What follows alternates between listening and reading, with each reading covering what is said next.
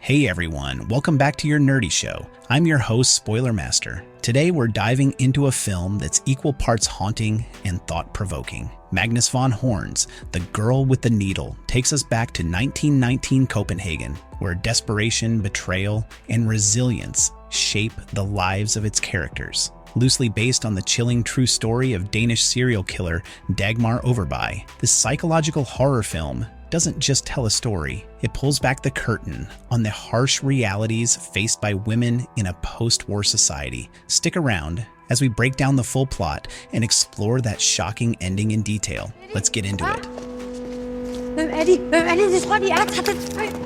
The story of The Girl with the Needle. The film begins with Karoline, a young seamstress living in Copenhagen who faces eviction from her modest apartment. With her husband Peter missing in action during the war and presumed dead, Karoline struggles to make ends meet. She seeks widow's compensation, but since Peter has not been officially declared dead, she is denied assistance. Forced to relocate to a squalid boarding house, Karoline's dire circumstances reflect the harsh realities faced by working-class women in the early 20th century. Karoline works at a clothing factory alongside her friend Frida. Her boss, Jürgen, offers her comfort, and they begin a romantic relationship. Jürgen provides Karoline with hope for a better future, particularly when she discovers she is pregnant. However, this optimism is short-lived. Jürgen's wealthy and controlling mother strongly disapproves of Karoline due to her lower social status. When Jürgen reveals Karoline's pregnancy, his mother humiliates her by having a doctor confirm it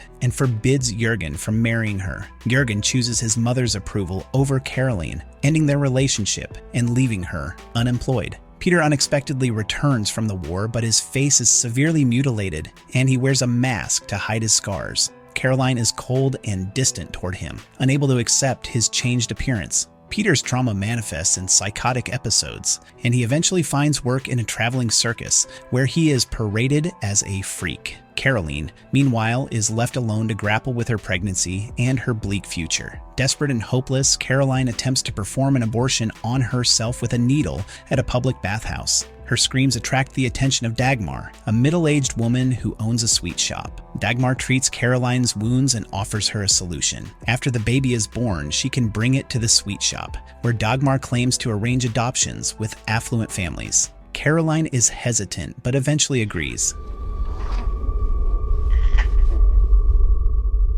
Life at the sweet shop. After giving birth, Karoline brings her child to Dagmar's shop. She is unable to pay the full adoption fee and offers to work for Dagmar as a wet nurse instead. Dagmar reluctantly agrees, and Karoline moves into the shop, feeding and caring for the infants Dagmar receives from other desperate mothers. At first, Karoline is grateful to Dagmar, viewing her as a kind benefactor who helps struggling women. She also bonds with Dagmar's 7-year-old daughter, Irina, though their relationship is fraught with tension. As time passes, Karoline begins to notice oddities. Dagmar is vague about the whereabouts of the babies she claims to place in foster homes. One night, Karoline follows Dagmar and witnesses a horrifying act. Dagmar strangling a baby and discarding its body in a sewer. This revelation shatters Karoline's perception of Dagmar, who confesses that she has been killing the infants. Dagmar justifies her actions by arguing that she spares the children from a cruel and unforgiving world, believing her actions to be merciful.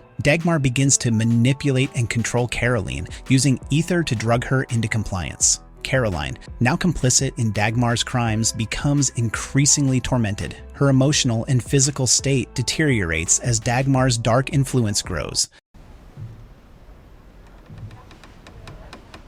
Frida's return and Karoline's escape. Frida, unaware of Dagmar's true nature, visits the shop with a friend who wants to give up her baby. Karoline, weakened and guilt-ridden from her complicity in Dagmar's crimes, is unable to warn Frida or stop her friend from leaving the baby. This act intensifies Karoline's torment as she realizes how powerless she has become under Dagmar's influence. When Frida later returns to retrieve the baby, her friend now having second thoughts, she finds Dagmar increasingly erratic and uncooperative. Dagmar begins to panic, knowing that Frida's persistence could expose her horrifying secret. She forces Karoline to assist her in disposing of the baby, further entangling Karoline in her crimes. and deepening her sense of despair. This moment is a turning point for Karoline as the weight of her guilt and horror at Dagmar's actions become unbearable. Driven to the brink, Karoline makes a drastic decision. In a desperate bid to escape both Dagmar's control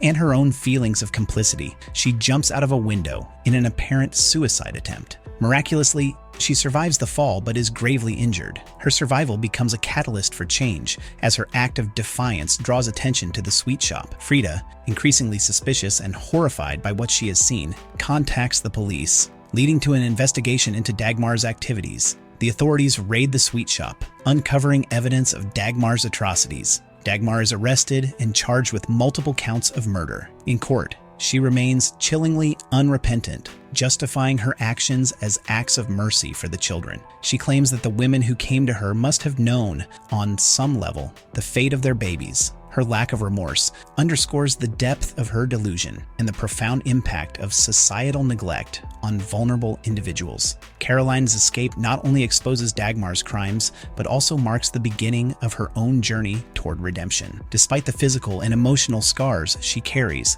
her decision to survive and confront the horrors of her past signals a turning point in her character. Ending explained. The ending of The Girl with the Needle ties together its themes of resilience, redemption, and survival. After Dagmar's arrest, Karoline seeks solace with Peter, realizing he is the only person who has truly cared for her. Despite his physical scars and emotional trauma, Peter accepts Karoline unconditionally. Together, they begin to rebuild their lives, finding companionship and understanding in one another. Karoline's decision to adopt Irina, Dagmar's daughter, is a pivotal moment. It signifies her refusal to let the horrors of her past define her future. By offering Irina a stable and loving home, Karoline seeks to break the cycle of trauma and provide the care that Dagmar failed to give. This act of compassion and responsibility highlights Karoline's growth and resilience. Dagmar, on the other hand, faces justice for her crimes. Her courtroom confession underscores her twisted belief that she was performing a necessary service. While the film does not justify her actions, it offers insight into the societal pressures and personal traumas that shaped her. Dagmar's crimes reflect a broader commentary on the lack of support for vulnerable women and children in early 20th century Denmark. Faktisk så burde I give mig en medalje. Themes and reflections. The Girl with the Needle is a haunting exploration of the systemic failures that left women like Karoline and Dagmar with few options. It sheds light on the desperation that led mothers to entrust their children to strangers, and the exploitation of that desperation by figures like Dagmar. The film also examines the impact of trauma, both individual and collective, in the wake of war and societal upheaval. Karoline's journey from victim to survivor is at the heart of the story. Her ultimate reconciliation with Peter and adoption of Irina demonstrate her determination to create a better future, despite the horrors she has endured. The film's ending serves as a powerful reminder of the importance of empathy, resilience, and the capacity for change. Faktisk så burde I give mig en medalje. Our nerdy thoughts. Magnus von Horn's The Girl with the Needle is a deeply unsettling yet profoundly moving film. Its haunting narrative, combined with Vic Carmen-Sonier's powerful performance as Karoline, leaves a lasting impression. The ending, while harrowing, ultimately delivers a message of hope, emphasizing the strength of the human spirit to endure and rebuild in the face of adversity. Thanks for sticking with us through this deep dive. This film is a testament to the power of storytelling. It's haunting, emotional, and leaves you questioning the world around you. What did you think of Karoline's journey and Dagmar's chilling actions? Let us know your thoughts in the comments below. If you enjoyed this breakdown, don't forget to like, share, and subscribe for more in-depth looks at films like this. Until next time, take care and keep exploring the stories that move us. Hør nu her, jeg kan ikke huske det. Måske brændte jeg det, måske puttede jeg det i dasset. No, what the heck, I'll laugh anyway.